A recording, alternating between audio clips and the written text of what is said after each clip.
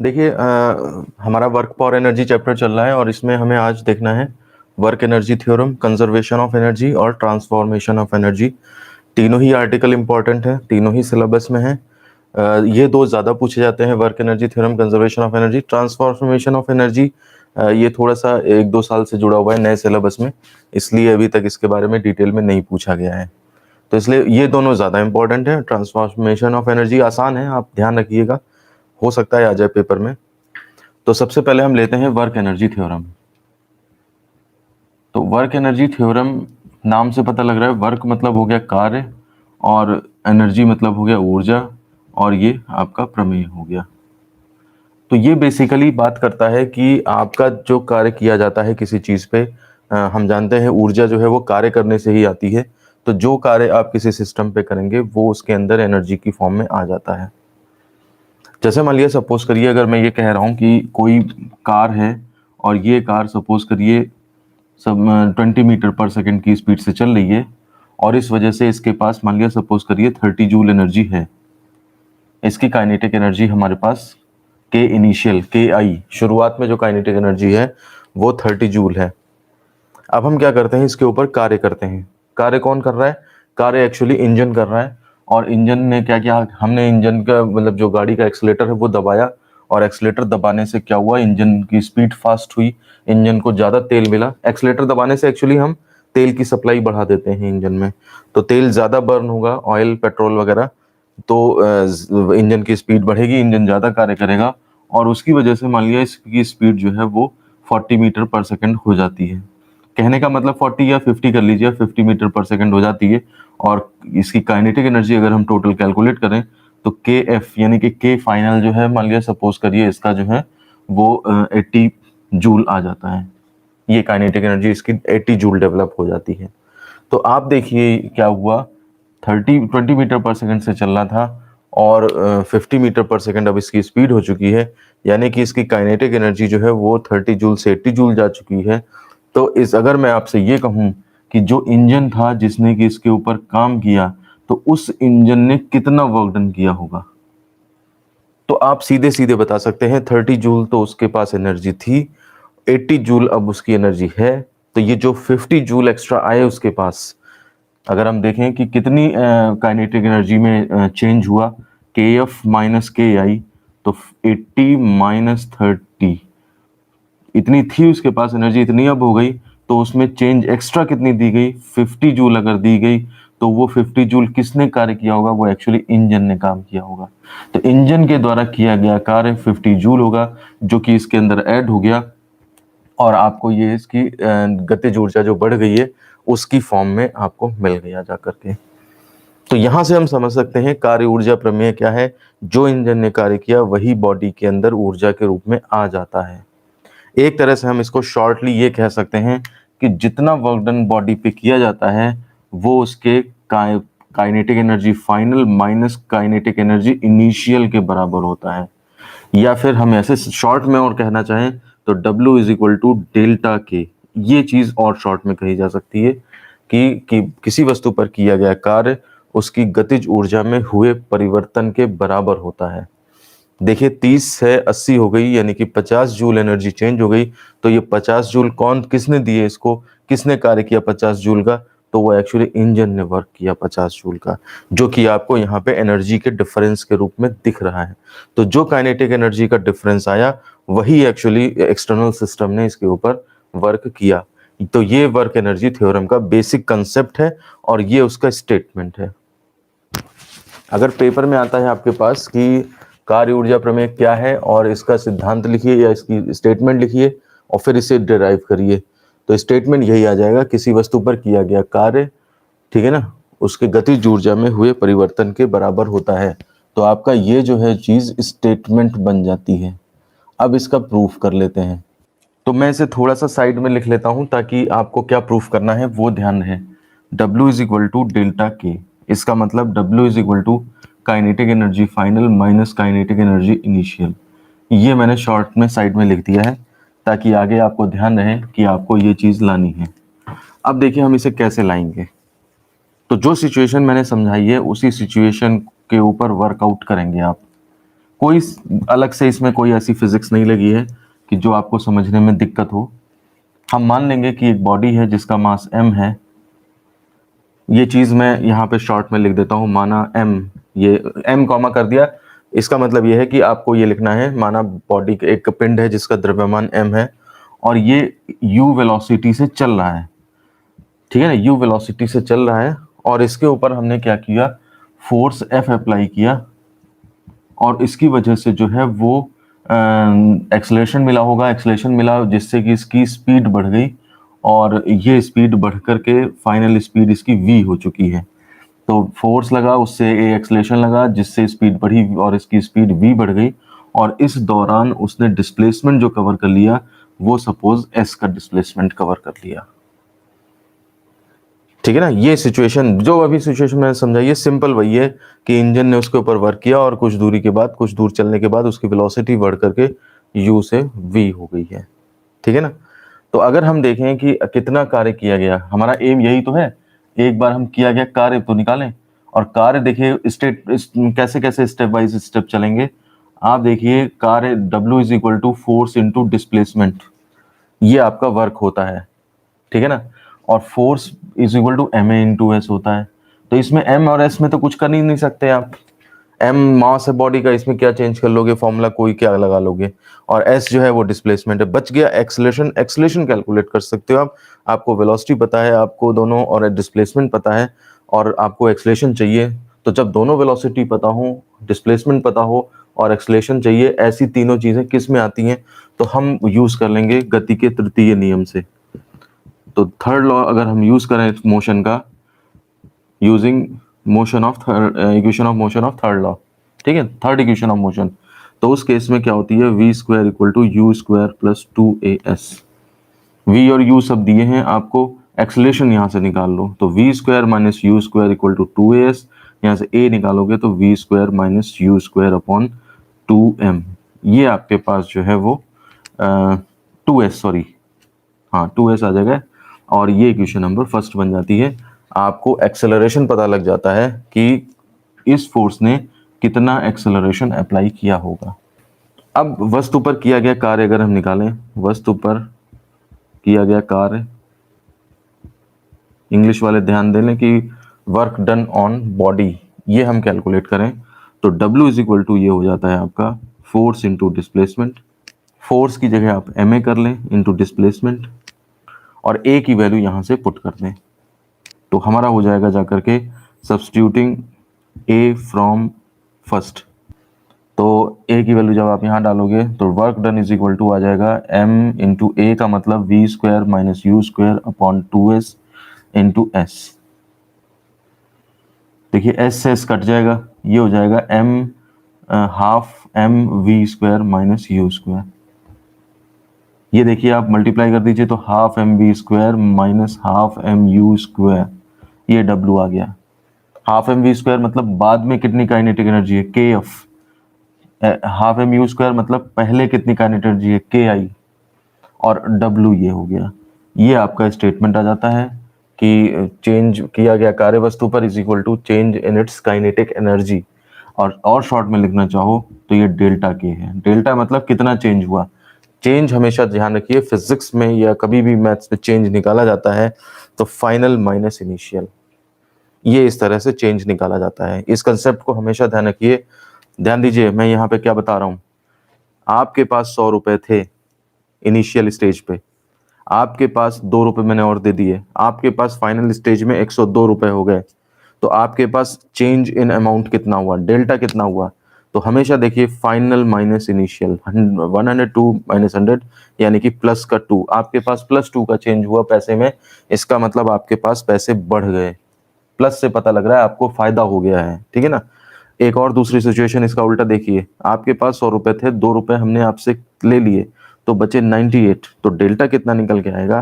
तो आप ध्यान दीजिए 100 माइनस नहीं, फाइनल माइनस इनिशियल 98 माइनस 100, इसका मतलब माइनस का 2 यानी कि चेंज कितना हुआ, और माइनस ये बता रहा है आपके पास कम हो गए हैं पैसे। तो इसलिए हमेशा जो है फाइनल माइनस इनिशियल किया जाता है।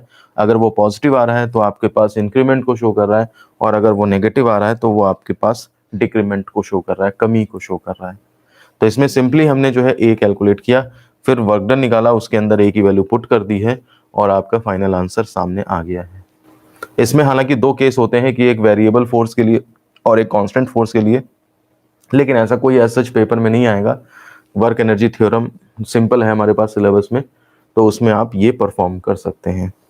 परिवर्ती बल वाला भी दिखा देता हूं मैं आपको, ताकि अगर इन केस पेपर में वो आ जाता है तो कोई प्रॉब्लम ना रहे आपको, क्योंकि देखिए सिलेबस का कोई वो नहीं होता डेफिनेशन कि वर्क एनर्जी थ्योरम उन्होंने सिलेबस में लिख दिया। अब किसी बुक में क्या है, वेरिएबल फोर्स के लिए भी दिया है, किसी बुक में सिंपल भी दिया है। अब अगर आ गया वेरिएबल फोर्स के लिए वर्क एनर्जी थ्योरम निकालिए, तो आप उसको मना नहीं कर पाओगे कि हम नहीं, ये तो वर्क एनर्जी थ्योरम हमारे पास सिंपल फॉर्म में था, वेरिएबल फोर्स की फॉर्म में नहीं था। तो वर्क एनर्जी थ्योरम अगर है तो वो मानी जाएगी कि हाँ आपके पास सिलेबस में है। देखिए कार्य ऊर्जा प्रमेय अगर हमें वेरिएबल फोर्स के लिए निकालनी है, कहने का मतलब है इस दौरान जब उसकी वेलोसिटी u से v हो रही थी, तो उस केस में जो है हमारे पास फोर्स कांस्टेंट माना गया है।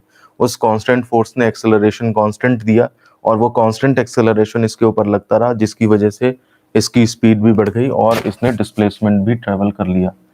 अब मान लिया बात है कि आपका फोर्स जो है वो कांस्टेंट नहीं है, ये फोर्स जो है बदलता चला जा रहा है। यहाँ पे जब स्टार्ट होता है तो ये कम है, मान लिया सपोज 20 न्यूटन है, और जैसे जैसे बॉडी की स्पीड बढ़ती जाती है फोर्स भी बढ़ता चला जाता है।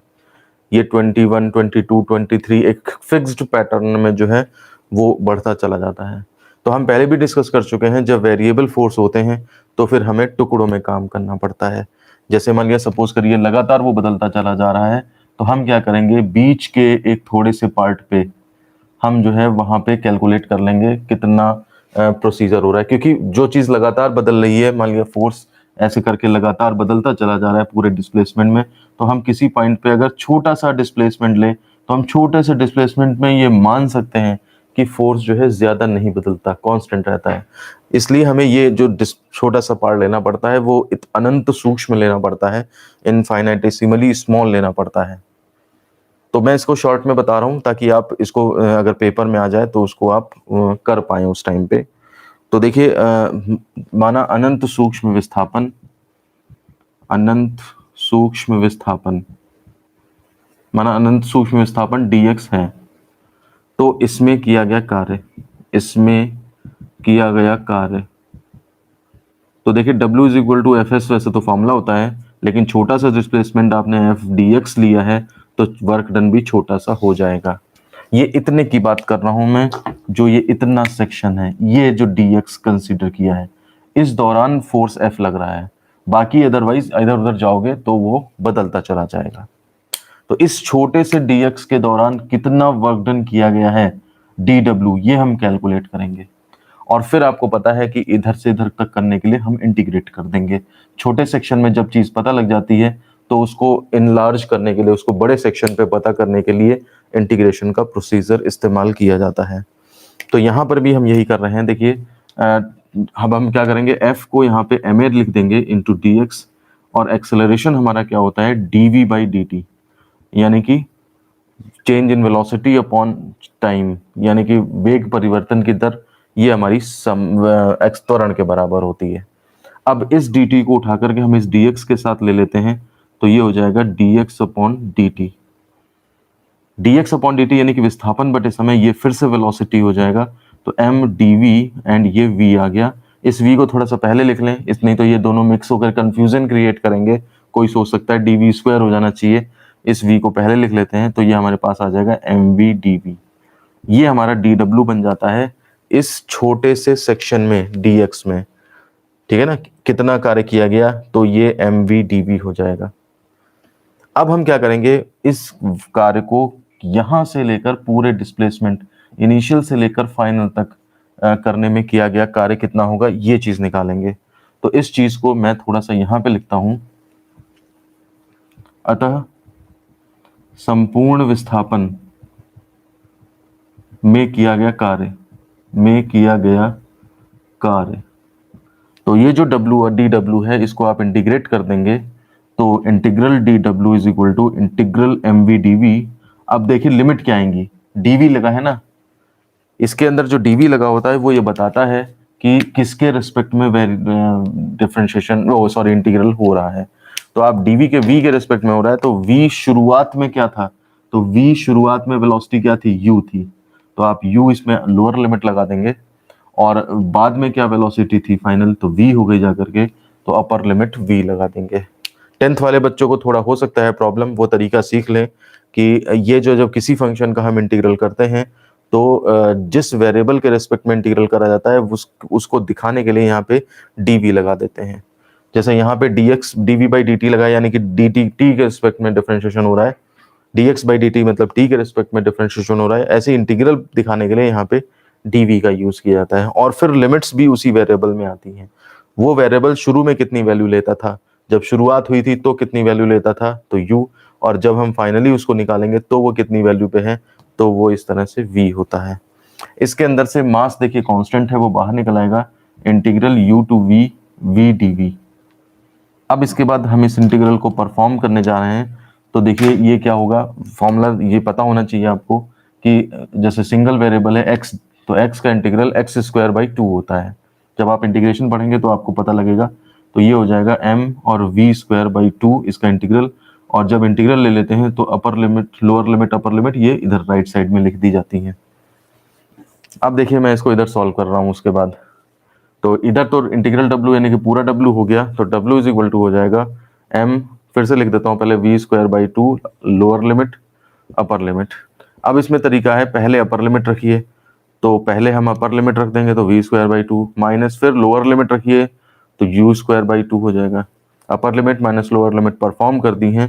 अब इसके बाद ये देखिए अंदर मल्टीप्लाई कर दी थी, तो half M we square minus half M U square, ये आपका वर्क डन आ जाता है। देखिए फिर वही kinetic energy final minus kinetic energy initial, यानी कि W is equal to delta K.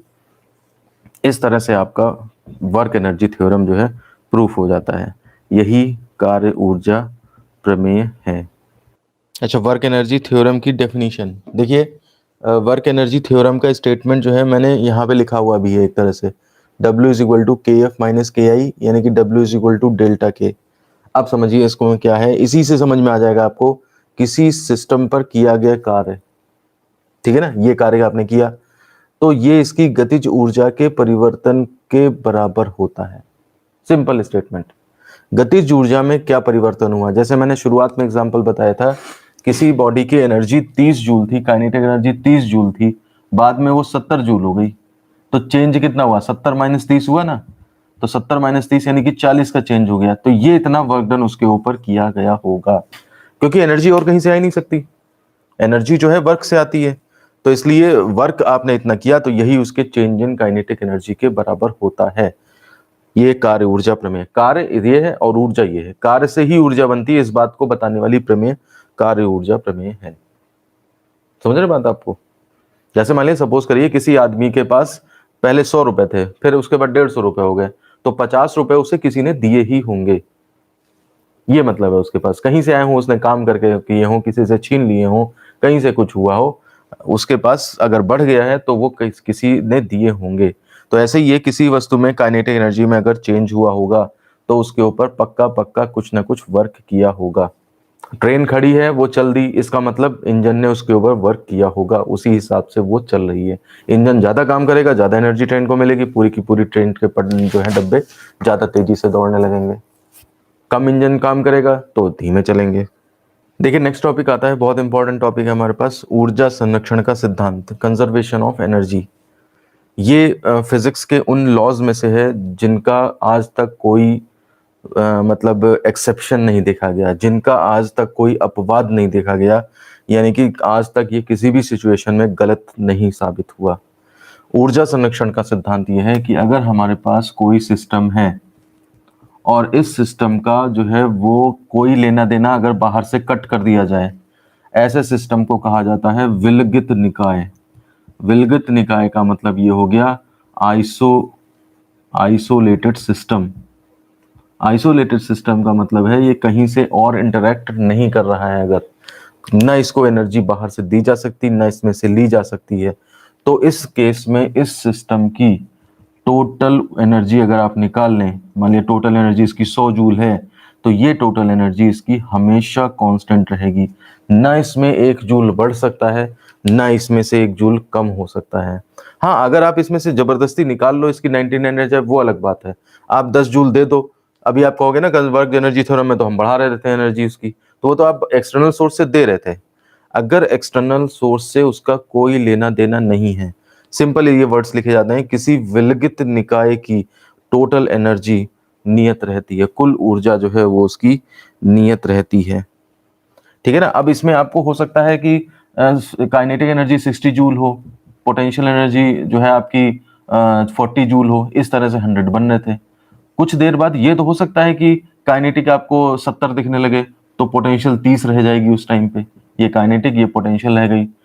ये इनमें चेंजेस तो हो सकते हैं, इंटरनली चेंजेस हो जाएं इसमें, वो एक अलग बात है, लेकिन टोटल इसका जो है वो सम हमेशा कांस्टेंट रहता है। ये जो आपकी थ्योरम है इसको कहते हैं हम, ये जो सिद्धांत है इसको कहा जाता है कंजर्वेशन ऑफ एनर्जी। मैं फिर से बता दूं, फिजिक्स में जो है जो फंडामेंटल लॉज हैं जो कभी गलत नहीं साबित हुए आज तक, वो इसमें पहला नाम यही ऊर्जा संरक्षण का सिद्धांत है, दूसरा नाम जो है वो रेखीय संवेग संरक्षण का सिद्धांत है, ये भी नियत रहता है, तीसरा कोणीय संवेग, ये भी नियत रहता है, और चौथा आवेश संरक्षण का सिद्धांत, ये भी आपके, ये 4 लॉज जो हैं पूरे फिजिक्स में, ये इसके फंडामेंटल लॉज माने जाते हैं।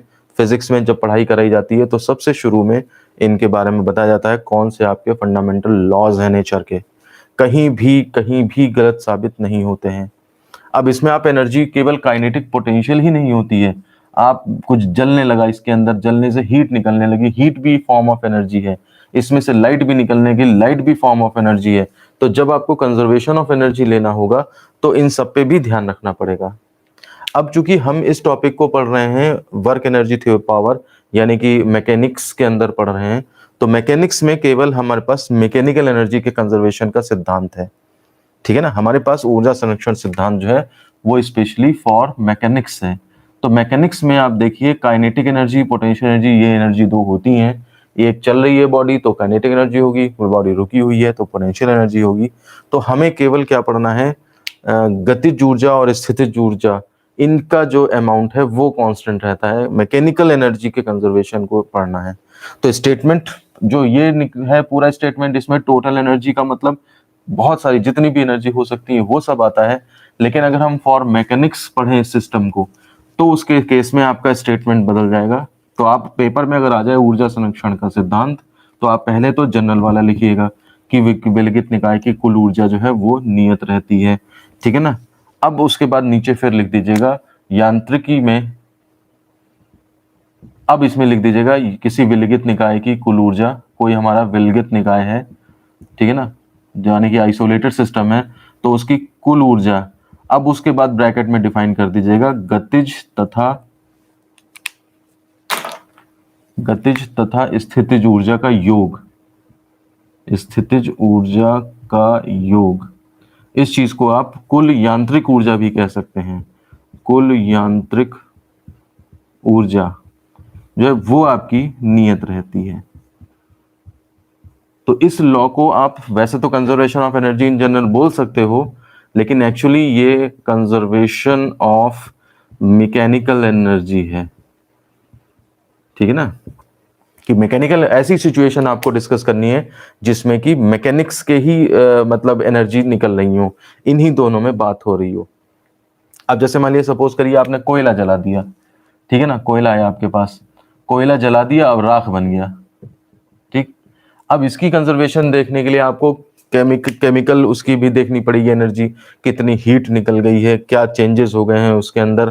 ठीक है ना, क्योंकि ये पहले भी रखा था बाद में भी रखा हुआ है, तो यहाँ पे केमिकल चेंजेस इन्वॉल्व हुए हैं, तो इस तरह के एग्जाम्पल आपके मैकेनिक्स में नहीं आएंगे। ठीक है ना, ये दूसरी ब्रांचेस में चले जाएंगे। अगर हम कंजर्वेशन ऑफ मैकेनिकल एनर्जी की बात कर रहे हैं तो यानी कि ऐसे घटनाएं देखनी पड़ेंगी कि जिसमें केवल बॉडी की गतिज ऊर्जा और स्थितिज ऊर्जाओं का परिवर्तन होता हो। मेरी बात को समझ रहे हैं आप? मुझे ये बताइए कि आपको कौन से एग्जाम्पल डिस्कस करने हैं। कंजर्वेशन वहां भी लगता है, कंजर्वेशन यहाँ भी लगता है, लेकिन हमें एग्जाम्पल्स कौन से डिस्कस करने हैं, केवल मैकेनिकल वाले, क्योंकि हमारे पास ऊर्जा संरक्षण सिद्धांत जो है वो मैकेनिक्स के लिए है केवल, अदरवाइज इन जनरल ये हर जगह लगता है। तो इसके अंदर जो बेस्ट एग्जाम्पल अगर इसका डिस्कस किया जाता है तो वो बेस्ट एग्जाम्पल आपको 9th 10th क्लास से ही पढ़ाना शुरू कर दिया जाता है कि एक बॉल ली और वो बॉल जो है h हाइट से नीचे की तरफ गिर रही है। तो इस बॉल में आपको पता करना पड़ता है कि इसकी पोटेंशियल एनर्जी और काइनेटिक एनर्जी जो है वो कंजर्व रहेगी। ये चीज हम शो करके दिखाते हैं, तो ये साबित हो जाता है कि हाँ भाई ऊर्जा संरक्षण का सिद्धांत सही है। तो हम ध्यान दीजिए, हम कोयले से राख बनना इस एग्जाम्पल को नहीं लेंगे, हम केवल ये लेंगे ताकि जिसमें गतिज ऊर्जाएं और स्थितिज ऊर्जाओं में ही इंटरचेंजेस होते हों। उधर केमिकल चेंज एनर्जी और ये इस तरह, अब आप न्यूक्लियर बॉम्ब ले लो, न्यूक्लियर फिशन ले लो, न्यूक्लियर फ्यूजन ले लो, नाभिकीय संलयन, सब घटनाएं ऊर्जा संरक्षण सब में लगा है।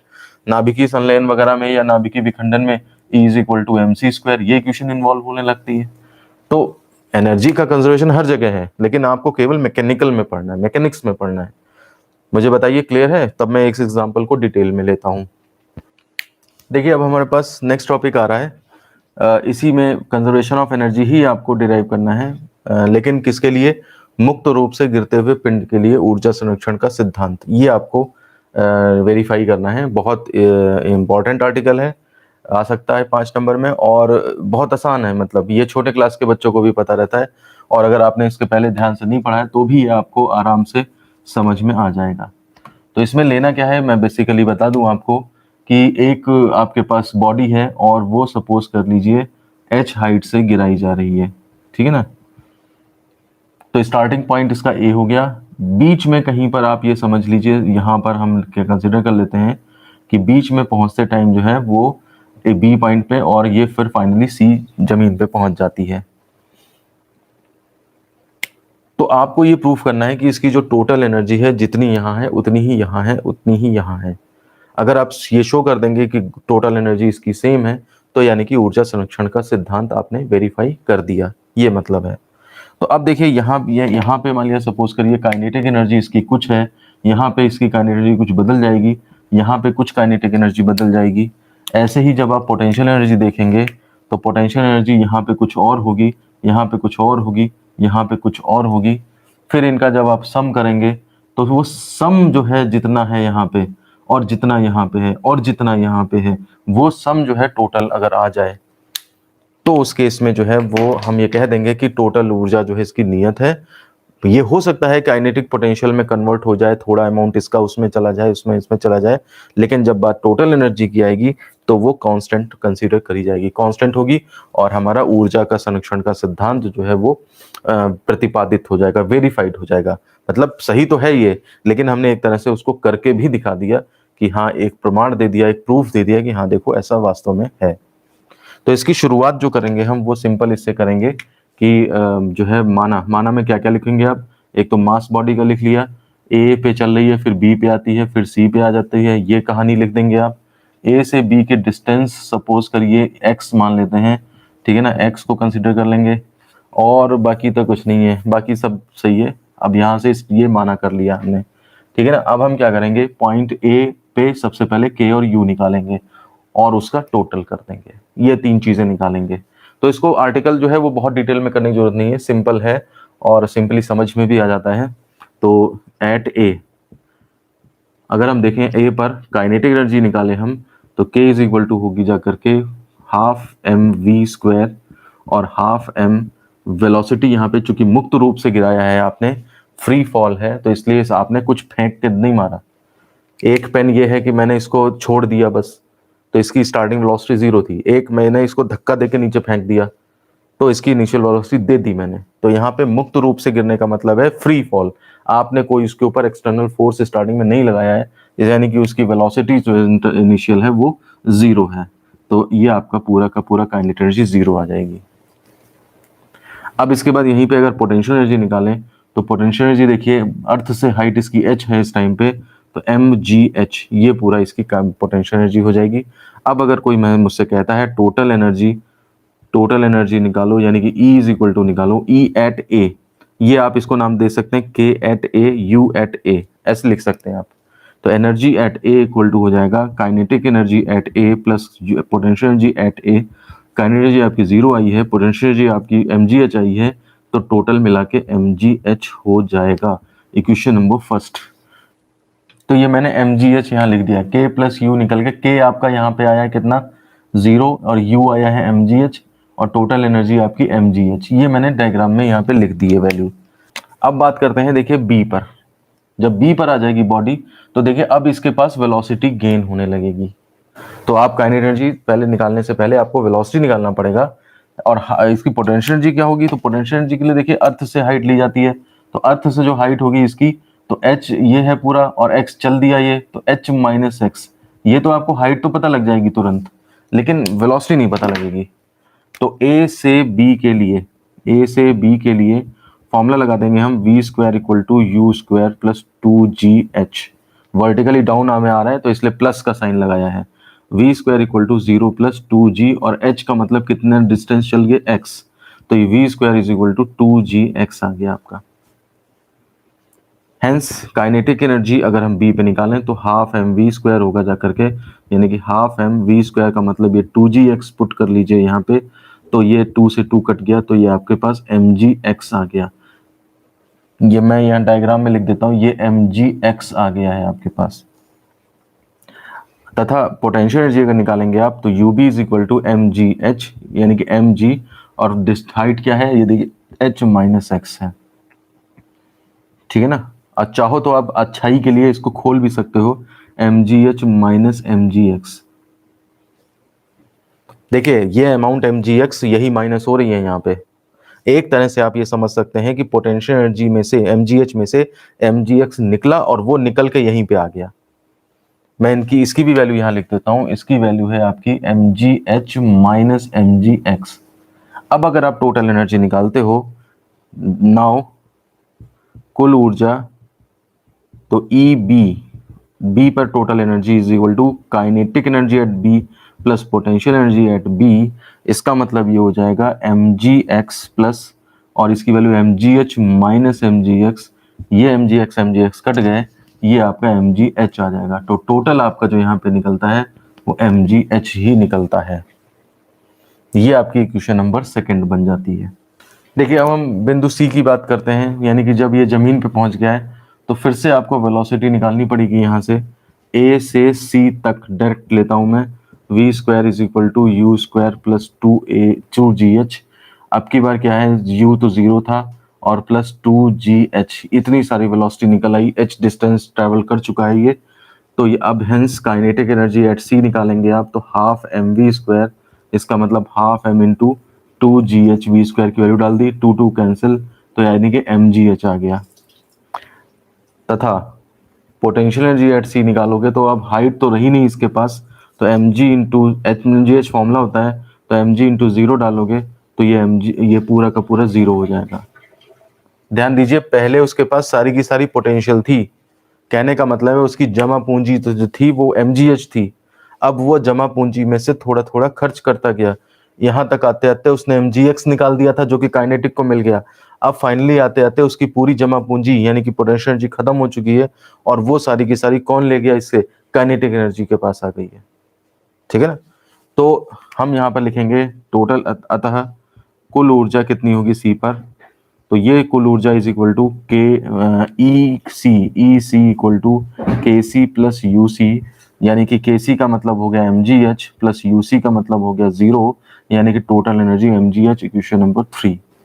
तो यहाँ पर हम देखें अगर तो k जो आई है वो आपकी mgh आ गई है, u 0 हो गई है और टोटल जो है वो mgh। तो टोटल देखिए हर जगह जो है वो कांस्टेंट होता है, ऊर्जा बस धीरे धीरे पोटेंशियल से काइनेटिक में चलती चली गई और फाइनली वो पूरा का पूरा उसमें चली गई। तो अगर आप एज ए काइनेटिक एनर्जी देखो तो काइनेटिक एनर्जी नहीं है कंजर्व्ड, केवल पोटेंशियल एनर्जी को देखो तो वो भी कंजर्व नहीं है, लेकिन टोटल दोनों का जो सम है यानी कि कुल ऊर्जा है वो हमारी कांस्टेंट है। तो आप इसको पहले नोट कर लीजिए, फिर मैं इसके ऊपर कुछ डिस्कशंस करता हूँ। तो देखिए जब आप ये सब चीज़ें निकाल लेंगे उसके बाद अब आप फाइनली डिस्कशन करेंगे कि from first second and third क्या हम देखते हैं कि कुल ऊर्जा जो है वो mgh है जो कि नियत है। अतः ऊर्जा संरक्षण का सिद्धांत सत्य है। ठीक है ना, ये सिद्धांत जो है वो वेरीफाइड हो जाता है। तो मैं डिस्कशन यही कर रहा था, काइनेटिक एनर्जी देखिए डेवलप होती चली जा रही है। पहले 0 है, फिर वो mgx और बढ़ते-बढ़ते पूरा का पूरा mgh हो जाती है। और mgh जो है, जो mg मतलब u था, mg पोटेंशियल एनर्जी, वो पहले टॉप पे थी, मतलब mgh वैल्यू थी, फिर धीरे-धीरे उसी से कमी होते-होते वो जो है वो सारी की सारी वो 0 हो जाती है और ये mgh ले लेती है। तो एक तरह से इसका घड़ा भरा हुआ था, पोटेंशियल एनर्जी का जो खाली होता चला गया, और काइनेटिक एनर्जी का जो घड़ा था, जो खाली था, वो भरता चला गया। तो कभी-कभी इसमें ये पूछ देते हैं कि इन चीज़ों को ग्राफ से रिप्रेजेंट करो। तो ग्राफ के केस में आप क्या करोगे? ग्राफ बनाने के लिए आप ये सबसे अच्छा है कि आप एक इस तरह से ये ग्राफ बनाओगे। इसमें origin X axis, Y axis, X axis पर क्या है, आप ऊंचाई को रिप्रेजेंट करेंगे, ठीक है ना, और वाई एक्सिस पे जो है आप इसमें ऊर्जाओं को रिप्रेजेंट करेंगे। तो देखिए, थोड़ा सा इसको साफ साफ लंबा सा बनाइएगा। एक्स, ये वाई एक्सिस हो गई। आपकी हाइट 0, यानी कि पॉइंट नंबर जो सी है पोजीशन, वो पोजीशन सी यहाँ पे है, और आपका जो ए है यानी कि एच हाइट पे है, तो ये आपका पॉइंट ए जो है वो यहाँ पे है, एच हाइट पे। अब आप ऊर्जा पे काम करिए। देखिए मैं बनाता हूँ, मैं काइनेटिक को रेड कलर से बना रहा हूँ। काइनेटिक ऊर्जा, गतिज ऊर्जा देखिए आपकी कहाँ है, 0, टॉप ए पर जाकर के वो 0 है। देखिए यहाँ पर काइनेटिक एनर्जी जो है वो 0 है, और काइनेटिक एनर्जी जो है वो आपकी सी पॉइंट पे, जब आप अर्थ सरफेस पर जाते हो तो मैक्सिमम हो जाती है।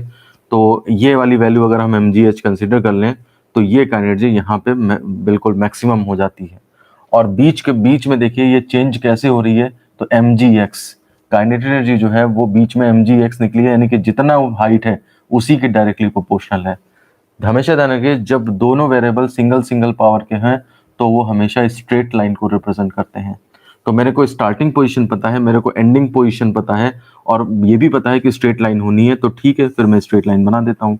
ये हमारा ग्राफ जो है वो काइनेटिक एनर्जी के लिए आ जाता है, जो कि 0 हाइट पे, यानी कि जब बॉडी अर्थ पे है तब तो वो जो है वो टॉप, हाँ टॉप पे है, और जब एच हाइट थी तो वो पोटेंशियल में थी, वो 0 थी उसकी वैल्यू। अच्छा, पोटेंशियल एनर्जी को मैं ग्रीन कलर से बनाता हूँ। जब ए पे थे आप तो पोटेंशियल एनर्जी मैक्सिमम थी, एमजीएच लेवल पे थी, तो यहाँ पे पोटेंशियल एनर्जी की स्टार्टिंग यहाँ से थी, और फिर वो क्या हुआ, धीरे धीरे जो है कम होती चली गई, और सी पे आकर के क्या हो गई, वो 0 हो जाती है पोटेंशियल। तो यहाँ पे ये 0 हो गई। और इसमें भी देखिए आप, इसका वेरिएशन जो है mgh माइनस mgx, यानी कि सिंगल पार से, इसका मतलब स्ट्रेट लाइन से ज्वाइन होगा। ये आप स्ट्रेट लाइन से इसे ज्वाइन कर दें, ये आपके पास पोटेंशियल एनर्जी का ग्राफ हो जाता है। तो देखिए बाउंड्री पे जाके एक मैक्सिमम तो एक मिनिमम, यहाँ पर ये मैक्सिमम तो वो मिनिमम, यानी कि धीरे धीरे एक कम होता है तो दूसरा बढ़ता चला जाता है, एक कम हो रहा है तो दूसरा बढ़ता चला जा रहा है। तो इस तरह से अब आप टोटल एनर्जी देखिए, टोटल एनर्जी आप चाहे शुरू में देखो तब भी mgh, लास्ट में देखो तब भी mgh, बीच में कहीं देखो तब भी mgh। तो टोटल एनर्जी का ग्राफ जो है वो ये आ जाता है आपके पास, हॉरिजॉन्टल स्ट्रेट लाइन। तो इस तरह से अगर हम तीनों एनर्जीज को ग्राफ में रिप्रेजेंट करें तो हमें इस तरह का ग्राफ मिलता है। ये ग्राफ कोई जिसको समझ में आते हैं ग्राफ बनाने, वो एक बार इसको देख ले तो पेपर में अपने आप ड्रॉ कर सकता है, और अगर आप नहीं इसको समझ पाते हैं तो फिर आपको रटना ही पड़ेगा। तो इसीलिए मैं हमेशा कहता हूँ कंसेप्ट्स पे ध्यान रखिए, ताकि आपको हर चीज़ समझ में आती चली जाए। देखिए नेक्स्ट टॉपिक है हमारे पास ऊर्जा का रूपांतरण, ट्रांसफॉर्मेशन ऑफ एनर्जी।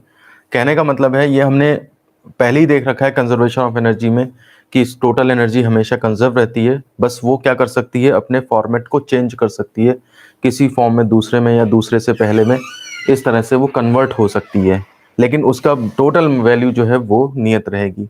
तो ऊर्जा का रूपांतरण कैसे कैसे घटनाओं में, डेली लाइफ की घटनाओं में होता है, इस बारे में अगर हम डिस्कशन करें तो हमें ये इस तरह से आप उसको समझ सकते हैं।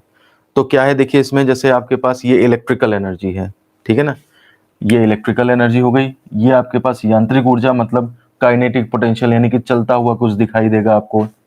और ये आपका ऊष्मीय ऊर्जा हो गई, यानी कि हीट की फॉर्म में। अब देखिए किस तरह से आप कन्वर्ट करते हैं।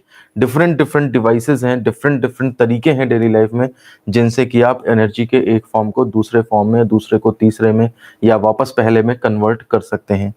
देखिए वैद्युत ऊर्जा को अगर आप मोटर पे देते हैं, जैसे पंखा है, तो आपने इलेक्ट्रिसिटी दे दी मोटर को, यानी कि पंखे को इलेक्ट्रिसिटी दे दी, तो पंखा आपका चलने लगा, तो यानी कि ये यांत्रिक ऊर्जा बन गई जाकर के। अब अगर आप वापस यांत्रिक ऊर्जा से विद्युत ऊर्जा बदलना चाहते हो, तो आप देखिए डायनेमो, डायनेमो मतलब जैसे जो जनरेटर होता है, जनरेटर में क्या होता है, आप चलाना किसी तेल से या कुछ डीजल से आप चलवाते हो उसको, डायनेमो को, उसकी ब्लेड्स को घुमाते हो, और फिर क्या करता है, उस चलने की वजह से फिर आपकी विद्युत ऊर्जा वापस आ जाती है। तो इस तरह से आप क्या, एक फॉर्म से दूसरे फॉर्म में इस तरह से ऊर्जा का रूपांतरण किया जा सकता है।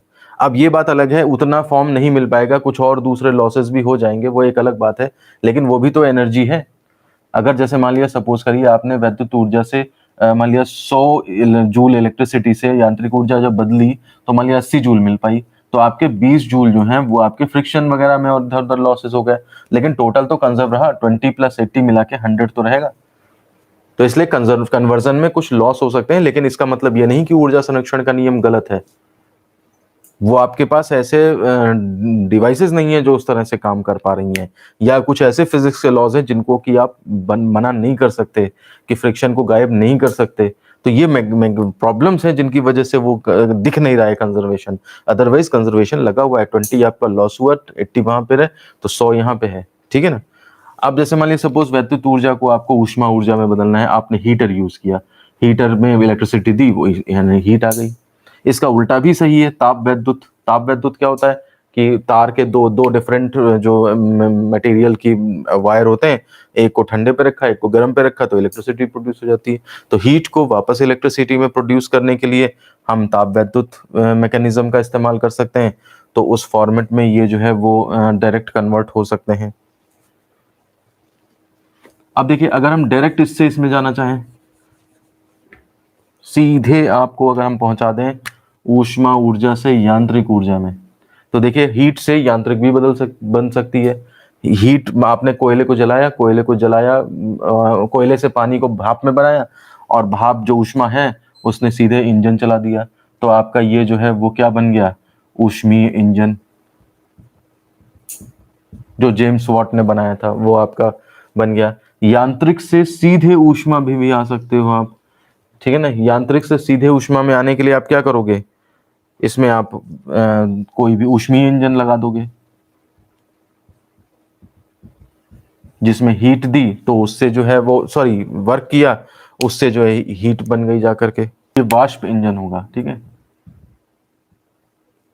हीट वाष्प से तुमने यांत्रिक में कन्वर्ट कर लिया, यांत्रिक में जो है ऊष्मीय इंजन लगाया, तो ये जो कार्नोट वगैरह के इंजन हैं हमारे पास सिलेबस में है आगे चल के, वो सब आपके जो है वो इस रेंज में आएंगे। इलेक्ट्रिसिटी से आप चाहे बल्ब जला लो, तो आपने इससे बल्ब जलाया तो आपको प्रकाश ऊर्जा मिल गई। अब प्रकाश ऊर्जा से वापस वैद्युत ऊर्जा बनानी है, आपने सोलर पैनल लगा लिए, ठीक है ना। सोलर पैनल लगा लिए यानी कि फोटो सेल लगा लिया, सोलर पैनल में छोटे छोटे फोटो सेल होते हैं, वो अप्लाई कर दिया आपने। तो इस तरह से प्रकाश ऊर्जा, वैद्युत ऊर्जा को प्रकाश ऊर्जा में बदलने के लिए आपने बल्ब, ट्यूब लाइट वगैरह ये सब कर लिए, तो उस केस में प्रकाश मिल गया। प्रकाश को वापस उसमें सोलर पैनल के थ्रू आपने वापस भेज दिया उसमें।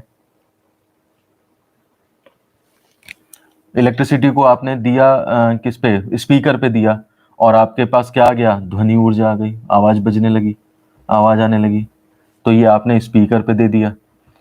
अब ध्वनि ऊर्जा को आपने माइक्रोफोन पे दिया, तो वैद्युत ऊर्जा बन गई। ये जो मैंने माइक लगा रखा है, इसमें क्या है, इसमें मैं बोल रहा हूँ तो ध्वनि निकल रही है मेरे मुंह से, ये इस माइक में जा रही है, और फिर ये क्या कर रहा है, इससे माइक्रोफोन जो है वो इसको इलेक्ट्रिसिटी में कन्वर्ट करके, ये जो वायर लगा हुआ है इसके साथ, इस वायर के थ्रू ये जा रहा है सिस्टम में, यानी कि ये तुरंत यहीं पे इलेक्ट्रिसिटी फॉर्म कर रहा है छोटी सी, और वो इलेक्ट्रिसिटी जरा सी जो है वो इस वायर के थ्रू जो है चली जा रही है उसमें। फिर उसको एनलार्ज करके वो आपके स्पीकर देखिए कहाँ से कहाँ पहुंच रही है, आप लोग घरों में बैठे सुन रहे हो उस चीज को। तो इस तरह से एनर्जी के इधर उधर से और इस तरह से ट्रांसफॉर्मेशन किए जा सकते हैं। तो इस डायग्राम को आप बना लें, कई बुक्स में जो है कुछ और भी इधर से उधर घुमा फिरा के बना सकते हैं, लेकिन अगर पेपर में आएगा तो आप ये बना दें और इसी के बारे में लिख दें, तो आपका ये आर्टिकल या शॉर्ट नोट टाइप से है, ये आपका कंप्लीट हो जाएगा। तो इस तरह से हमारा जो है वो आज हमने 3 आर्टिकल देखे, work energy theorem, conservation of energy और ट्रांसफॉर्मेशन ऑफ एनर्जी। तो अब हमारा जो वर्क पावर एनर्जी का एनर्जी वाला सेक्शन है वो कंप्लीट होता है। अब बस पावर वाला सेक्शन बचा है, तो पावर वाला सेक्शन भी छोटा सा है, तो मैं उसको नेक्स्ट टर्न पे लूंगा, कल लूंगा उसे, और साथ ही साथ कुछ न्यूमेरिकल्स भी करा दूंगा। तो ये कल आपका पूरा चैप्टर कंप्लीट हो जाएगा और फिर वर्क एनर्जी पावर के बाद जो है फिर हम रोटेशनल मोशन जो है वो परसों से स्टार्ट कर देंगे। तो आज की क्लास को फिर यहीं पे ख़त्म करते हैं। धन्यवाद।